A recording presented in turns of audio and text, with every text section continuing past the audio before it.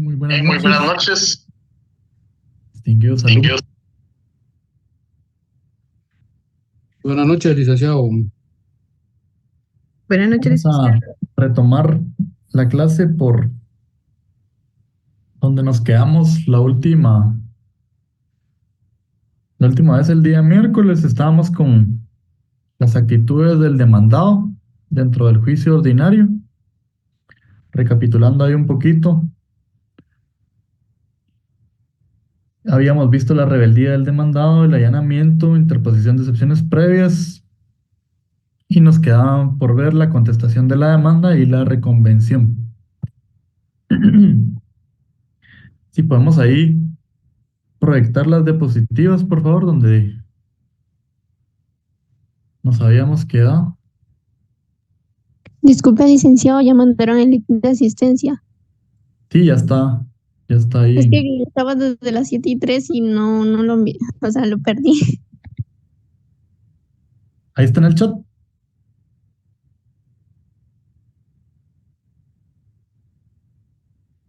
Tal vez lo podemos volver a colocar ahí.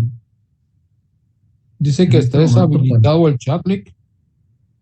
ahorita la vamos a volver a poner, ya lo acaban de poner para ahí que llenen su asistencia.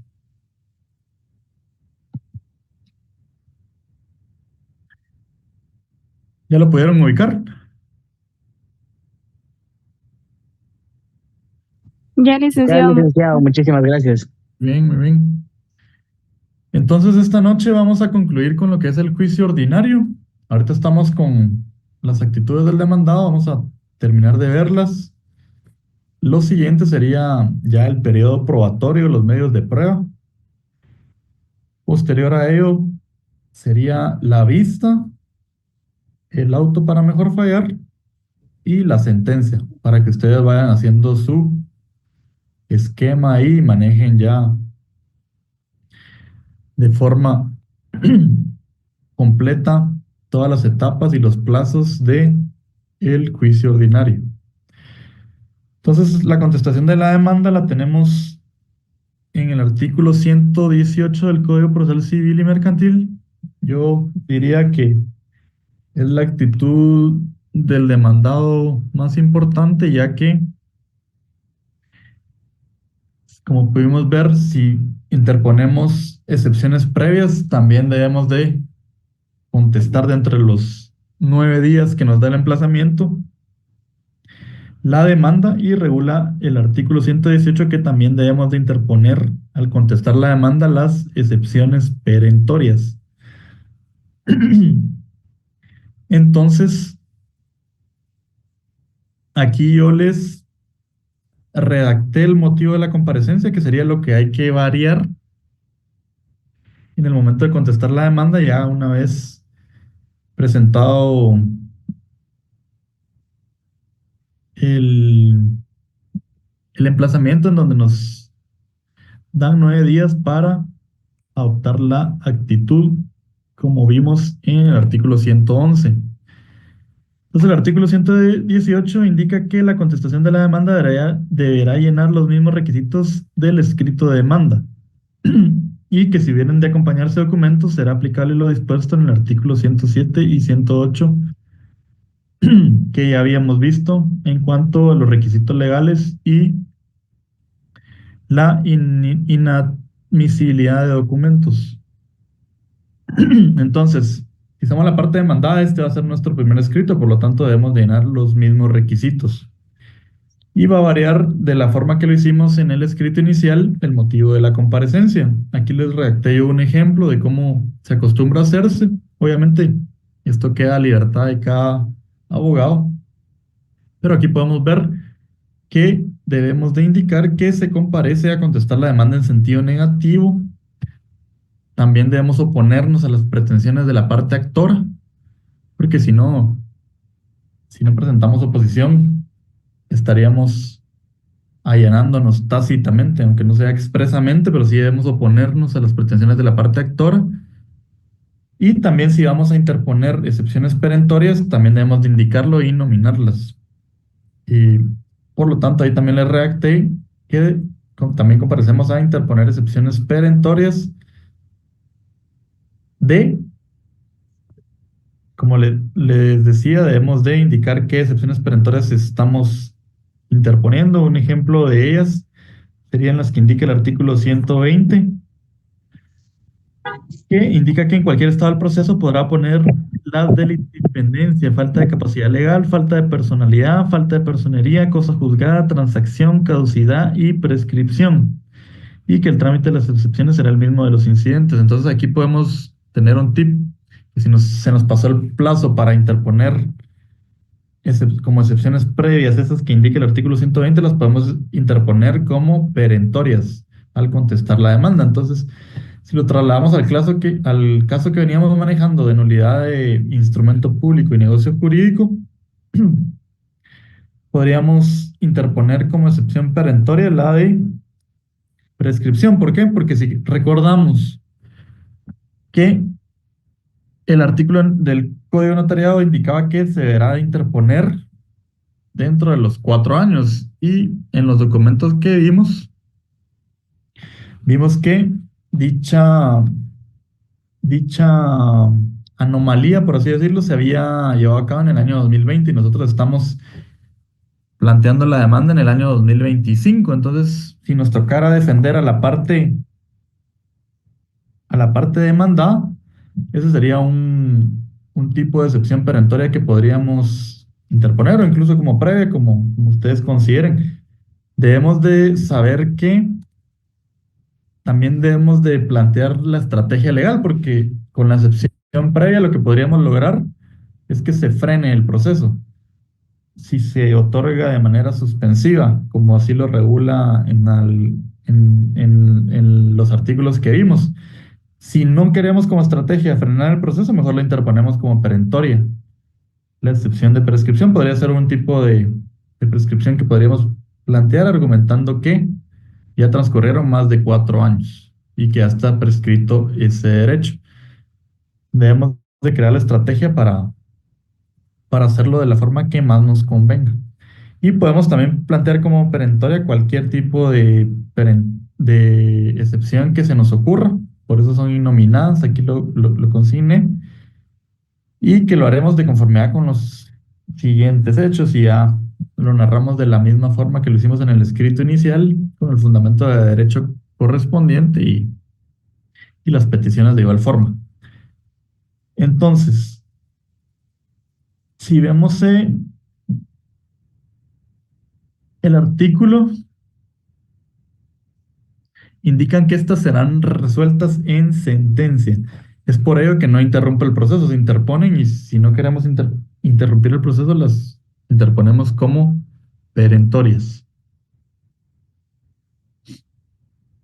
Entonces, aquí tendríamos la forma de adoptar la actitud de contestación de demanda en sentido negativo, poniéndonos a las pretensiones de la parte actora y también interponiendo excepciones perentorias. Si pasamos a la siguiente diapositiva, tenemos la siguiente actitud de demandado, que consiste en la reconvención, y esto es la demanda que al contestar entabla el demandado contra quien promovió el juicio. Si yo considero que tengo facultados para entablarle una demanda a la persona que me demandó, o sea, contrademandarlo, en esto consiste la reconvención. Yo podría venir y decir, bueno, yo considero que ya le prescribió el derecho, porque el artículo del Código Notarial me dice que son 4 años. Yo considero que ya le prescribió, entonces no solo interpongo esas excepciones, sino que también reconvengo y contrademando a la parte actora por daños y perjuicios, por poner un ejemplo, en virtud de que considero que ese derecho ya le prescribió. Entonces ahí tenemos el ejemplo de cómo podríamos plantearla. Si vamos a los artículos 119 y 122, podemos ver que indica que solamente al contestarse la demanda podrá proponerse la reconvención siempre que se llenen los requisitos siguientes, que son que la pretensión que se ejercite tenga conexión por razón del objeto o del título con la demanda y no deba seguirse por distintos trámites, sino deberíamos de plantear como juicio ordinario aparte y nuevo, no como reconvención, como actitud de demandado. En este caso sí, porque estaría relacionado a la demanda que me están presentando. Si yo considero que encima de todo puedo demandarlo por daños y perjuicios por estarme presentando una demanda que yo considero ya prescrita, lo podríamos hacer como actitud del demandado. Y el artículo 122 nos indica que es el mismo trámite que el juicio ordinario, entonces se va a abrir una reconvención con el mismo trámite que el juicio ordinario que hemos ido avanzando hasta ahorita. Entonces, esas serían las actitudes del demandado que podemos adoptar. Podemos ya pasar al periodo probatorio.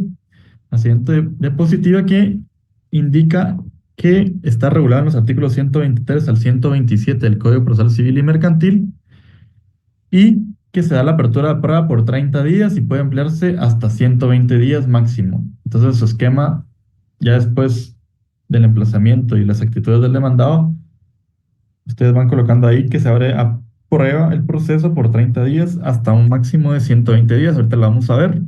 El periodo ordinario indica el artículo 123 que si hubieran hechos controvertidos se deberá aprobar el proceso por el término de 30 días y que podrá ampliarse a 10 días más cuando sin culpa del interesado no hayan podido practicarse las pruebas pedidas en el tiempo. Y luego tenemos el término extraordinario que establece el artículo 124, esos 120 días, que cuando en la demanda o en la contestación se hubieran ofrecido pruebas que deban rendirse fuera de la República, procedieron legalmente el juez a solicitud de cualquiera de las partes, fijará un término improrrogable y suficiente según los casos y circunstancias que no podrán exceder de 120 días. Esos 120 días podemos ver en los artículos siguientes que ya están contemplados esos 30 días, es decir, no serían 150 días, sino un máximo de 120 días contemplados esos primeros 30 y esos 10 que establecen los artículos anteriores. Porque indica, eso está en el artículo 125, que el término extraordinario principiará a correr juntamente con el ordinario. Luego tenemos la carga de la prueba en el artículo 126. Está regulado que las partes tienen la carga de demostrar sus respectivas proposiciones de hecho y pruebas. Es por ello que yo les hacía énfasis en el primer escrito que no solo deberían de ofrecerse, sino que debemos de decir qué es lo que vamos a probar con cada uno de ellos, porque en la práctica a veces se ve que simplemente se ofrecen y no indican qué es lo que pretenden probar, entonces esa no sería una buena defensa. Se debe de decir qué es lo que se pretende probar con cada medio de prueba que ofrecemos. Luego tenemos el artículo 127, que también es importante, la precisión de la prueba. Y establece que los jueces podrán rechazar de plano aquellos medios de prueba prohibidos por la ley o los notoriamente dilatorios, y también los propuestos con el objeto de entorpecer la marcha de regular el proceso. Entonces, la primera incidencia es que el juez los puede rechazar. También nosotros podemos pedir que se rechace. Por eso nos citan cuando se ofrecen la prueba. Es con citación de parte contraria, porque nosotros también podemos fiscalizarla y pedir que se rechace con estos fundamentos, siempre a través de un memorial. También regula que las resoluciones que se editen en este sentido son inapelables. Sin embargo, se regula que la no admisión de un medio de prueba o rechazo en oportunidad de su proposición no obsta que si fuere protestada por el interesado sea recibida por el tribunal que conozca en segunda instancia, si fuere procedente. La segunda instancia, cuando presentemos un recurso de apelación después de la sentencia, ahí podríamos solicitar que se admita esta prueba que no se admitió siempre y cuando la protestemos, dice ahí. Es decir, redactemos un memorial de protesta haciéndole indicar al juez que no estamos de acuerdo con su decisión de rechazarla o no admitirla y que asentamos la protesta que se regula en el artículo 127 con fines de poder ser admitida en una segunda instancia. El juez le debe dar trámite para en una posible instancia, ya podemos solicitar que se diligencie. También indica que los incidentes sobre la prueba no suspenden el término probatorio, sino con respecto de la diligencia que motiva la discusión. Y que los tribunales, salvo texto de ley en contrario, apreciarán el mérito de las pruebas de acuerdo con las reglas de la sana crítica. Esa es la forma de valorar todos los medios de prueba que le ofrecemos al proceso dentro del juicio ordinario.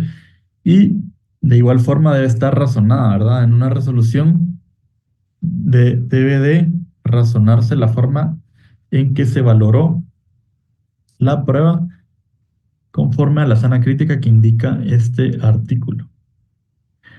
También indica, por último, que desecharán en el momento de dictar sentencia las pruebas que no se ajusten a los puntos de hecho expuestos en la demanda y su contestación.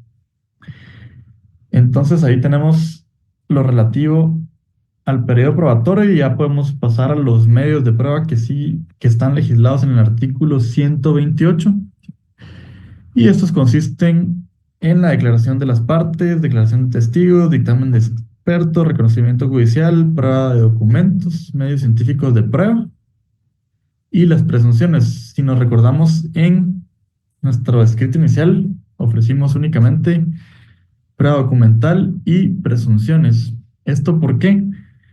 Porque si nosotros consideramos que con alguno de estos medios de prueba son suficientes para probar lo que pretendemos probar y ganar el proceso, no debemos también de ofrecer y aportar medios de prueba que sean redundantes o dilatorios, como indica este mismo artículo, ya que únicamente vamos a lograr que se le dificulte al juez valorar todos los medios o que se vuelva incluso tedioso para él y no pueda ir específicamente a un medio de prueba con el que se logre probar lo que estamos pretendiendo probar. Entonces, esto está regulado en los artículos del 128 en adelante. Ahí de tarea les queda que ustedes le den una leída íntegra a cada medio de prueba. Vamos a ir viendo cada uno de forma que vamos a comprenderlos, pero siempre ustedes denle lectura íntegra a los mismos y podemos avanzar ya con la declaración de partes en la siguiente diapositiva. Podemos ver que está en los artículos 130 al 141. Nos habla de la obligación de declarar y que la misma será bajo juramento de dos formas: a través de una plica y a través de absolver posiciones. ¿En qué consiste esto? La plica consiste en un sobre en el que vamos a insertar el interrogatorio y las posiciones que le vamos a dirigir al absolvente. Lo vamos a cerrar y lo vamos a rotular con el número de proceso, indicando que adentro contiene el pliego de posiciones que deberá absolver la declaración de la parte, con el fin de que permanezca cerrado hasta que se concrete la audiencia en la que va a realizar las preguntas. Eso lo podemos ver en los artículos 131 y 132. En el 133 podemos ver que deben de versar sobre hechos personales el interrogatorio y deben de ser expresadas con claridad y precisión en sentido afirmativo. Cada posición debe versar sobre un solo hecho y dos hechos pueden comprenderse en una misma pregunta siempre y cuando estén íntimamente relacionados. Esa es la forma de dirigirlas. Esto es bien importante porque si no se las van a rechazar y no las va a aceptar el juez, ya que indica que el juez va a ser escrupuloso en el cumplimiento de este proceso, y en la práctica sí se dan muchos que tienen un interrogatorio de hasta 30 preguntas, pero le llega a descalificar por no cumplir con esos requisitos hasta la mitad o más de las preguntas. Entonces sí deben de ser bien cuidadosos de hacerlas en sentido afirmativo y de versar sobre un solo hecho en la medida posible. No, mejor no se arriesguen. En mi criterio, yo prefiero no arriesgarme a hacer dos relacionadas, sino si tengo libertad de hacer las preguntas que quiero, mejor la hago en una siguiente pregunta para evitar que sea rechazada, porque ya queda a discreción que el juez diga si está íntimamente relacionado o no. Entonces, para evitar eso, mejor les aconsejo que lo hagan en una siguiente pregunta. En la práctica de la diligencia debemos de ver el artículo 134, que el obligado a declarar lo hará con arreglo a la siguiente fórmula, que consiste en el juramento que se le apercibe, y este indica el artículo 134 que va a ser dirigido de esta forma: prometéis bajo juramento decir la verdad en lo que fueres preguntado y contestarás sí bajo juramento, prometo decir la verdad. Entonces, si a ustedes les toca alguna ocasión la audiencia de declaración de parte, van a ser dirigidos con ese juramento. Y también para que le adviertan a su cliente que, que el juez también se lo va a hacer ver para que no se asuste. Una vez recibido el juramento, el juez abrirá la plica y calificará las preguntas dirigiéndolas que reúnan los requisitos del artículo anterior y se practicarán separadamente y una a continuación de otra. En cuanto a las respuestas, estas nos indica el artículo 135 que únicamente van a ser negativas o afirmativas, y que también su cliente va a tener la oportunidad de aclarar o ampliar, es decir, va a contestar sí o no. Si contesta sí, quiero aclarar tal cosa o ampliar tal cosa. Igual forma, si contesta de forma no, aclaro y amplío tal cosa, ¿verdad? Pero debe ser de esta forma. Y van a ser respondidas de forma oral. Dentro de la práctica también se pueden dirigir preguntas adicionales a las que no estén contempladas en el pliego y en la plica, siempre y cuando el juez las califique y las autorice, y también las otras partes puede realizar más preguntas. No solo es prueba para una parte, sino que también para la otra parte puede realizar preguntas relacionadas a la declaración de parte. Si podemos ver en el artículo 140 y 141, la importancia de la misma indica que la confesión legítimamente hecha sobre los hechos que fundamenten las pretensiones del actor termina el proceso, y el juez, a solicitud de parte y sin más trámite, dictará sentencia. Ahí tenemos una forma normal de ponerle fin al proceso. La importancia de este medio de prueba puede llegar por declaración confesa a dictar sentencia en ese mismo momento, si el juez lo considera. Y también tenemos la confesión sin posiciones, que regula el artículo 141, que cuando la confesión no se haga al absorber posiciones, o sea, al responder preguntas, sino en la demanda o en otro estado del proceso.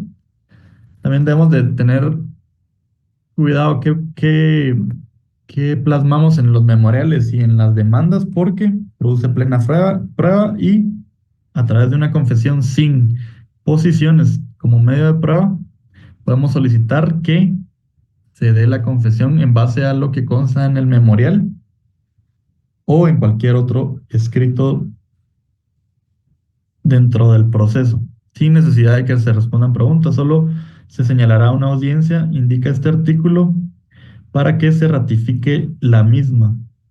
Hecha esta, la confesión quedará perfecta, regula el artículo. Y por último, que la citación se hará bajo procedimiento de que si dejara de asistir a la diligencia sin justa causa, se tendrá por consumada la ratificación. Entonces, ahí tenemos lo que consiste la declaración de las partes y la confesión sin posiciones, sin necesidad de declarar oralmente, sino en base a una demanda, un primer escrito o demás memoriales. Podemos pasar entonces al siguiente medio de prueba, que consiste en la declaración de testigos. Y esta está regulada en los artículos del 142 al 163. Igual denle lectura íntegra para la próxima clase y también para su examen final. Y regula el artículo 142 que las partes pueden probar sus respectivas proposiciones de hecho por medio de testigos, en los casos en los que la ley no requiere especialmente otro medio de prueba. Es decir, si estamos probando algo con algún otro medio de prueba, no es necesario presentar testigos. Es lo que le decía, que no necesariamente tenemos que hacer uso de todos los medios de prueba, sino solo los que consideremos más oportunos y contundentes. Luego nos habla del artículo de las aptitudes para ser testigos y los testigos inhábiles, el interrogatorio de la parte que proponga la prueba testimonial presentará en la solicitud del interrogatorio respectivo, debiendo las preguntas ser claras y precisas. El juez señalará día y hora para la práctica de la diligencia, debiendo notificarse a las partes con 3 días de anticipación por lo menos. Nos habla de las incomparecencias de los testigos, el artículo 147, y las generales de ley, el artículo 148, por las que serán siempre preguntados, que son sus nombres, sus apellidos, si son parientes de alguno de los litigantes, si tienen interés directo o no en el asunto, si son amigos íntimos o enemigos de algunos de los litigantes, y si son trabajadores domésticos o dependientes, acreedores o deudores de algunos de los litigantes, o si tienen algún otro género en relación con ellos. Esto con el fin de que puedan ser considerados idóneos o de que se les pueda presentar alguna tacha, que también nos facultan estos artículos en el artículo 162, que pueden presentarse tachas si no se consideran idóneos. También se le pueden hacer repreguntas en el artículo 151, lo podemos ver.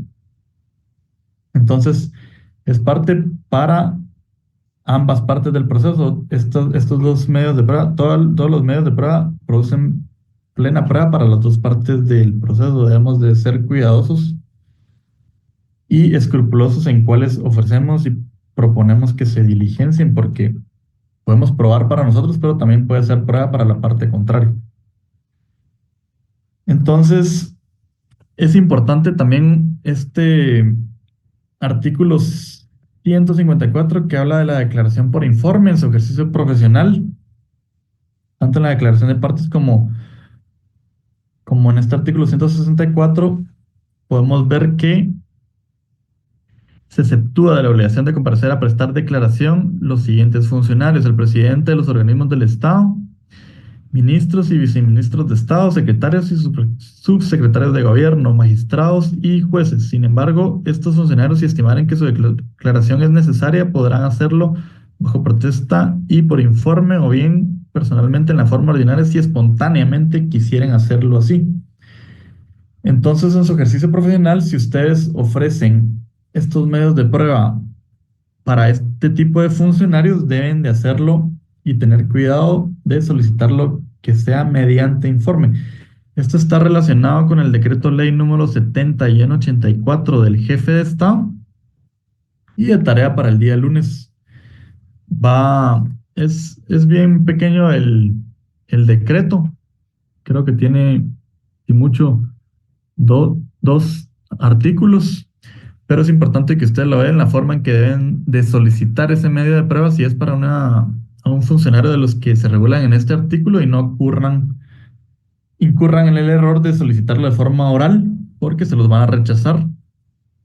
Entonces, de tarea para el día lunes, ahí lo vamos a subir al Classroom también, un resumen del decreto ley número 70-84 del jefe de Estado en cuanto a la obligación de hacerlo por informe y no de forma oral. Entonces, de esta manera se debe solicitar también.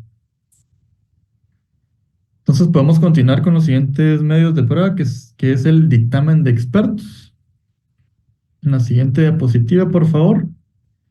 Y esto está regulado en los artículos 164 al 171. También denle lectura íntegra para verificar bien cada una de las regulaciones que están en esos artículos. Podemos ver en el artículo 164, que consiste en la parte a quien interese rendir prueba de expertos, expresará en solicitud con claridad y precisión los puntos sobre los cuales debe versar el dictamen, El juez oirá por 2 días a la otra parte, pudiendo adherirse a la solicitud, agregando nuevos puntos o impugnando los propuestos.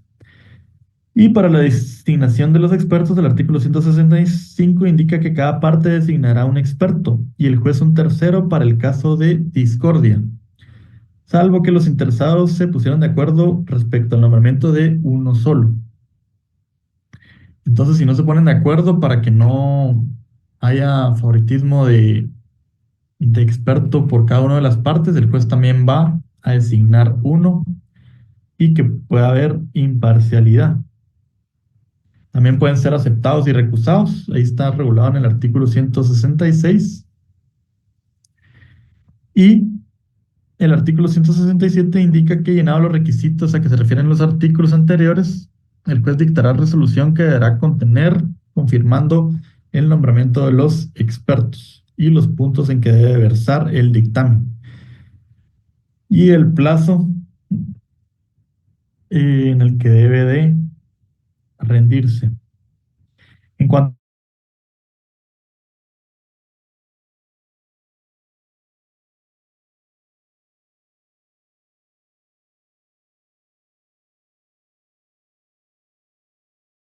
a la entrega del dictamen, el artículo 169 indica que se rendirá por escrito y que, no obstante, tiene valor probatorio, nos indica el artículo 170. El juez no está obligado, conforme a su convicción, teniendo presente todos los hechos en el proceso, a estar de acuerdo con el valor probatorio del dictamen del experto. Es decir, no solo debe valorar el dictamen del experto, sino todos los medios probatorios para mejor resolver conforme a su sana crítica. Produce plena prueba, pero no es vinculante para dictar la sentencia del juez. Debe valorar todos los medios de prueba. Entonces, solo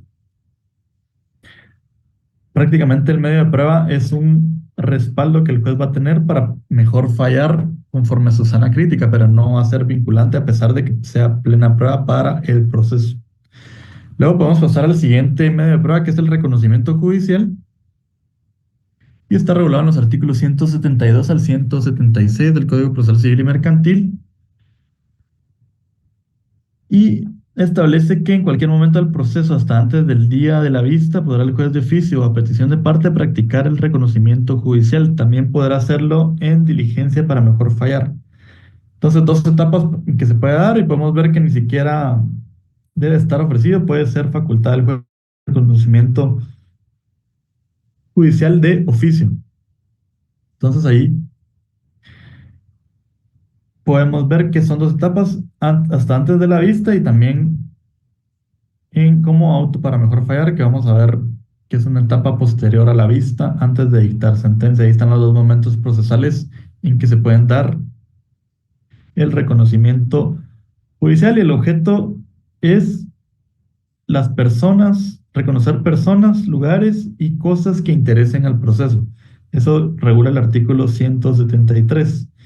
Y pedido el reconocimiento, el juez dispondrá la forma en que debe ser cumplido, señalará con 3 días de anticipación por lo menos el día y la hora en que haya de practicarse, y procurará en todo caso su eficacia. Luego nos regula también el artículo 174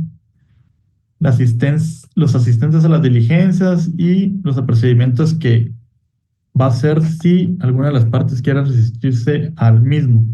Y por último, que del reconocimiento judicial en el artículo 176 del resultado de la diligencia se levantará el acta correspondiente, que será firmado por el juez, secretarios, testigos, peritos y por los demás asistentes que quieran hacerlo. Y que si el juez lo juzga conveniente, se consignará en el acta la constancia de algún resultado, consecuencia o hecho recurrido. Entonces ahí tenemos la forma de plasmar ese medio probatorio, que va a ser a través de un acta. Luego, el siguiente medio de prueba que tenemos es la prueba de documentos, y lo tenemos en el artículo 177 al 190 del Código. Es el que ofrecimos en nuestra demanda. Y aquí el artículo 177 nos indica que puede ser presentado en los documentos en su original, en copia fotográfica, fotostática o fotocopia, o mediante cualquier otro procedimiento similar. Entonces ahí tienen ustedes un fundamento para que no les sea rechazado ningún tipo de documento por el hecho de no estar legalizado. Cualquier documento puede ser presentado bajo ese fundamento en copia simple o fotocopia, salvo lo que indica el párrafo posterior, que los documentos expedidos por notarios sí deberán de presentarse en copia simple legalizada, a menos que la ley exija que expresamente sea a través de un testimonio. Entonces los documentos de notario sí deben de estar legalizados o extendidos a través de un testimonio. Los que no son de notario, aquí nos faculta el artículo para presentarlos mediante fotocopia. Obviamente va a ser mejor para la fidelidad del proceso si se presentan a través de una legalización, pero aquí está el fundamento legal para que sean válidos si se presentan a través de copias simples. Debemos de tener cuidado para que sean admisibles que la fotocopia esté completa y no incompleta. Si no está completa, puede incluso cotejarse con los originales o alegarse a través de la fiscalización de la otra parte que no está completa y se los van a rechazar. Debe ser admisible la fotocopia y debe estar íntegra. A veces presentan fotocopias torcidas en las que ya no se mira algún tipo de contenido, entonces se arriesgan a que sea rechazada ese documento. Igual los documentos incompletos también pueden ser rechazados. Luego, dentro del mismo tipo de medio de prueba documental, en los artículos 181, 182 y 183, se regulan los documentos en poder de terceros que podemos solicitar si no los tenemos en ese momento, que sean incorporados al proceso, al igual que los documentos en poder del adversario. Incluso nos habla el artículo 183 que lo podemos hacer y solicitar a través de un informe. Indica ese artículo que el juez de oficio o a solicitud de parte puede pedir a cualquier oficina pública o institución bancaria las informaciones escritas relativas o actos o documentos de dichas oficinas que sea necesario incorporar al proceso. Entonces, como medio de prueba, también podemos solicitar un informe, como medio de prueba documental siempre, ¿verdad? Incluso reconocimiento de documentos. También nos habla el artículo 184, que sean reconocidos algún documento siempre dentro del medio de prueba documental. El artículo 187 nos habla de que podemos impugnarlos, lo que hablábamos que corresponde respecto a la citación de la parte contraria en la fiscalización de la prueba. Si consideramos que un documento no es idóneo o inadmisible, lo podemos impugnar. También podemos solicitar documentos otorgados en el extranjero, lo podemos ver en el artículo 190, así como libros de contabilidad y comercio que regula el artículo 189. Entonces ahí tenemos regulados los medios de prueba documentales del artículo 177 al 190. Siempre denle una lectura íntegra.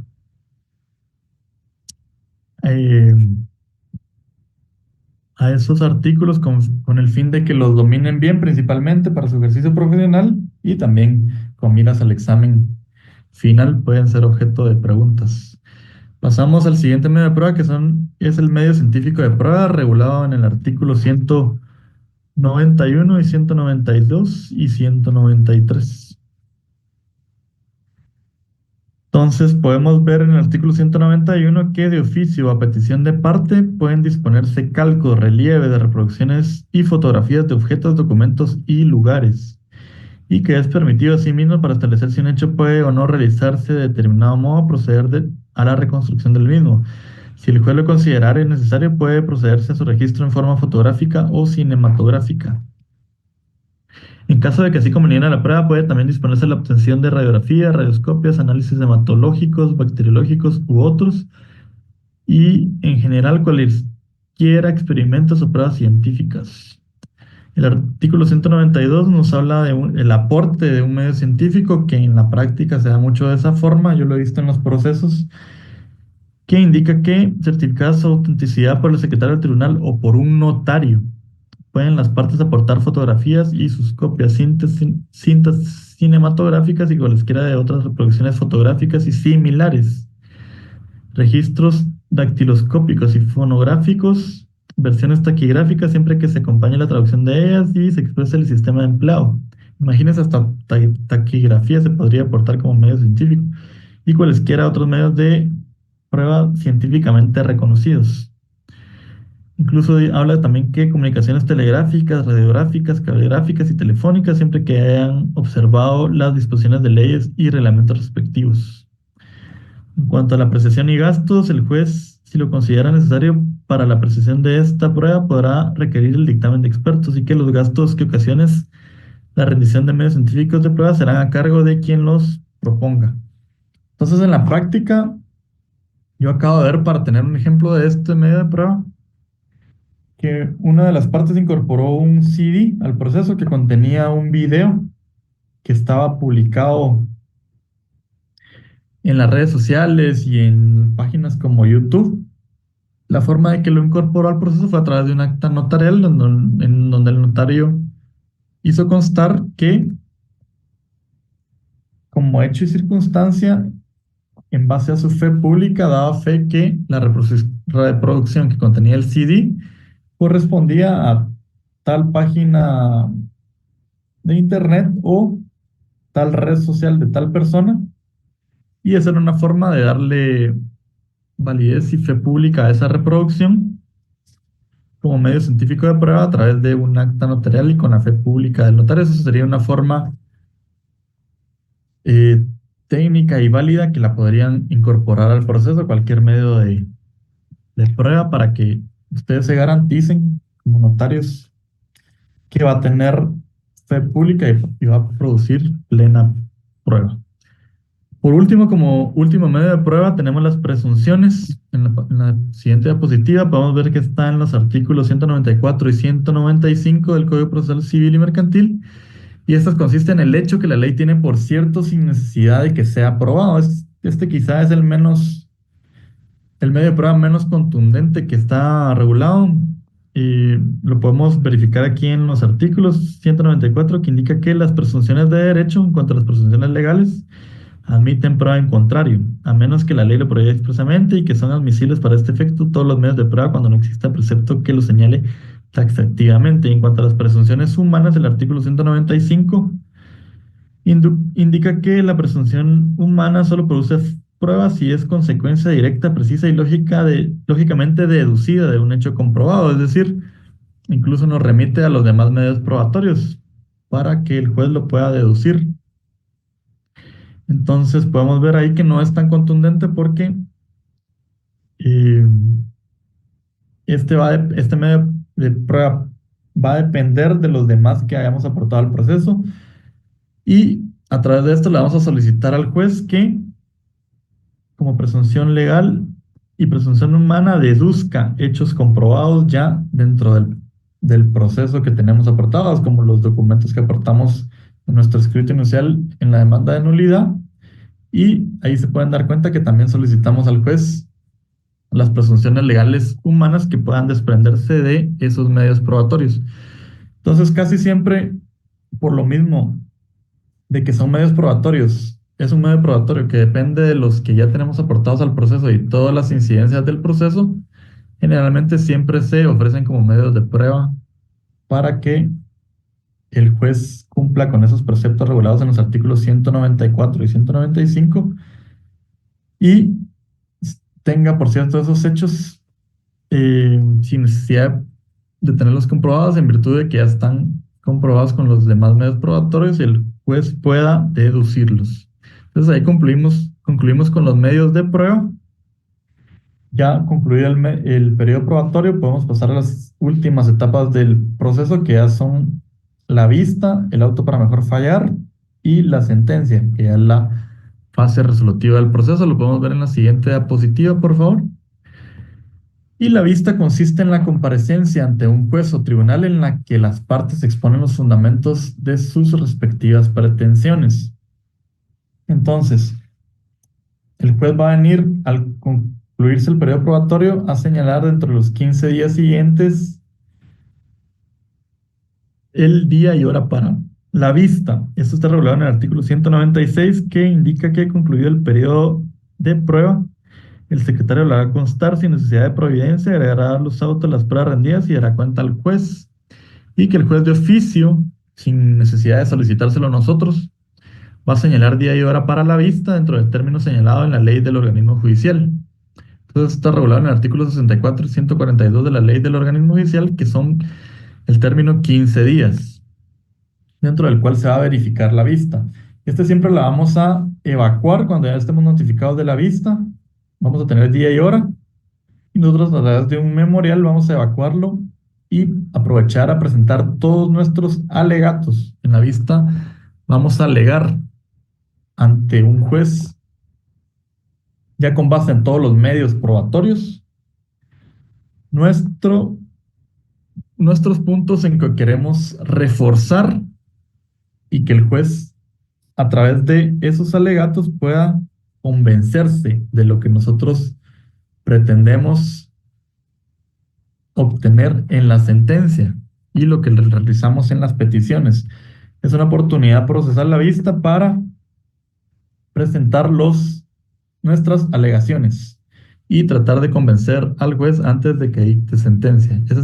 Para eso es esta audiencia de la vista, que se celebra dentro de los siguientes 15 días a partir de que concluye el periodo probatorio. Luego tenemos, antes de dictar sentencia, el artículo 197 en la siguiente diapositiva, que consiste en el auto para mejor fallar. Es una discreción y facultad que tiene el juez, regulada en el artículo 197, que indica que los jueces y tribunales, antes de pronunciar su fallo, la sentencia, podrán acordar para mejor proveer, o sea, para mejor fallar, para mejor dictar sentencia, que se traiga a la vista cualquier documento que crea conveniente para esclarecer el derecho de los litigantes. Si el juez no le quedó algo claro, puede hacer uso de esta facultad y también solicitar que se practique cualquier reconocimiento o alugo que considere necesario, o que se amplíen los que ya se hubiesen hecho, y también traer a la vista cualquier actuación que tenga relación con el proceso. Y regula el plazo, que se practicará en un plazo no mayor de 15 días, y que contra esta resolución, que va a ser un auto, no procede ni se admitirá recurso alguno, y las partes no tendrán en la ejecución del acordado más intervención que la que el tribunal le pueda conceder, nada más. Es decir, no va a ser apelable, ya que es una facultad que el juez tiene.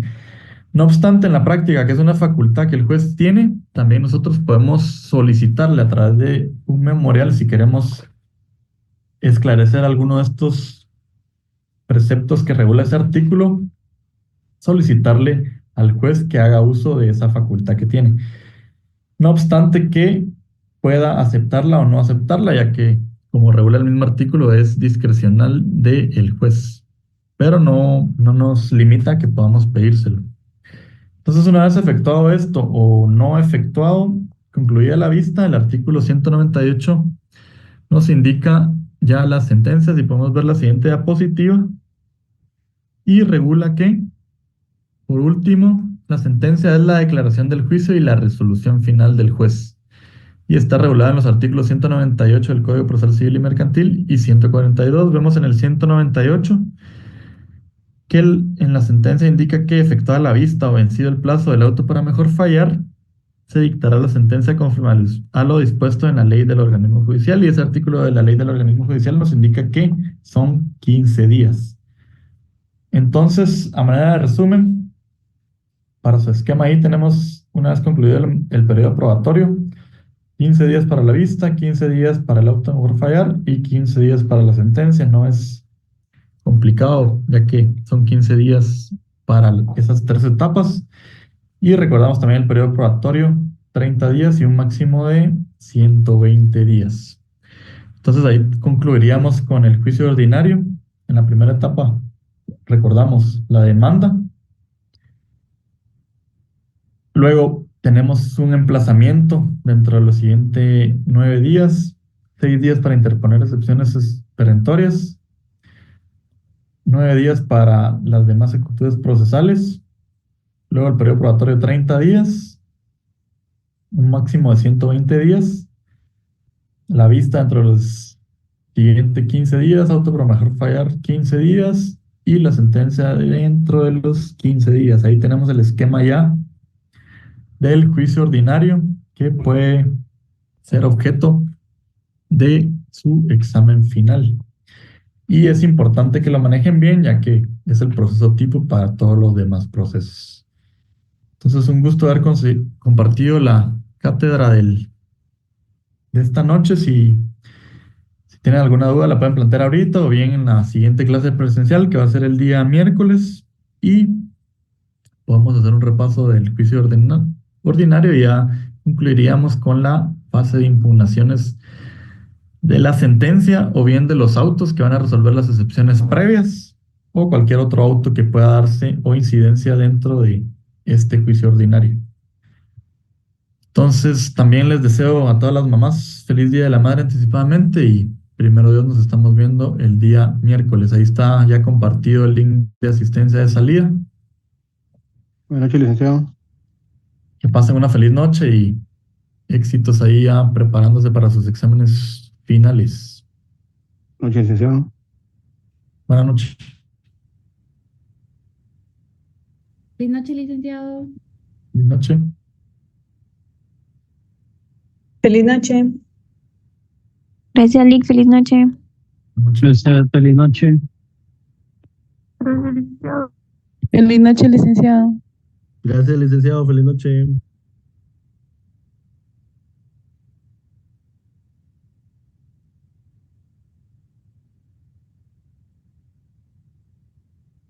Feliz noche, Lic.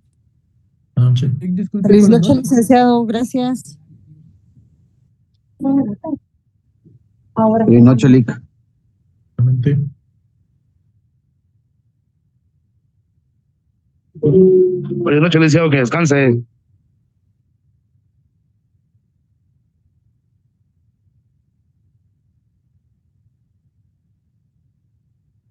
Feliz noche, licenciado. Feliz noche, compañeros.